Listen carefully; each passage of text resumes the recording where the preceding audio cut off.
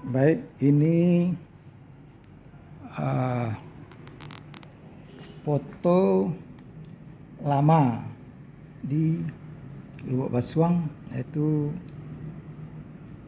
ciri khas Konjong. Ini nampak di bawahnya masih tradisional. Nah, inilah sebelum jalan. Oke. Dan ini foto kenangan Haji Marjali melantik membacakan Sumpah PWRI Nangalo pada beberapa tahunan dulu. Ini foto kenangan, foto Pak Marjali. Inilah Marjali Caniago, orang Lubuk Basung. Baik, ini kami berada di kantor. Ini suasana orang udah pulang. Tadi menunjukkan jam lebih kurang jam 3.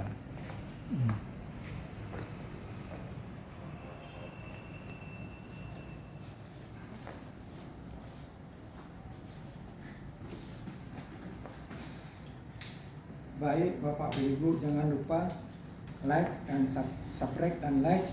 Ini saya akan bercerita asal usul orang Lubuk Basuang.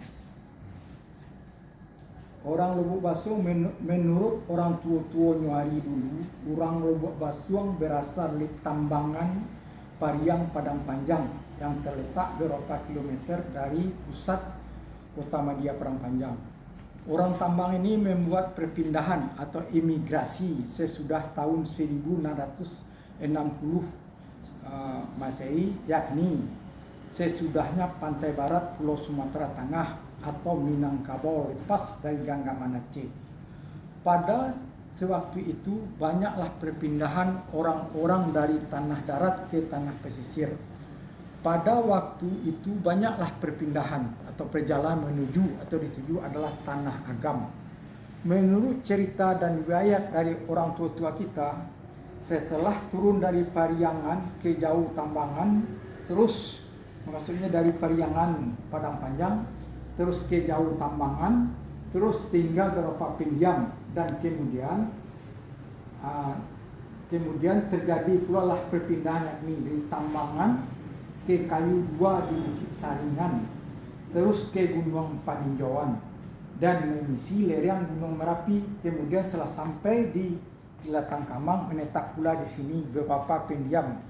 Kemudian pindah ke bagian Padang Gadut, dan orang-orang tanah darat biasanya pergi ke pesisir ke pantai barat untuk membuat garam di tepi laut. Misalnya membuat garam misalnya di Pasar Panas atau di ujung Labuang Tiku. Pada masa zaman dahulu kalanya, pembuatan garam itu disebut bergaram. Orang bergaram yang dikepalai oleh orang tuanya yang bergelar Maajang Dunia dan bersuku Jambak.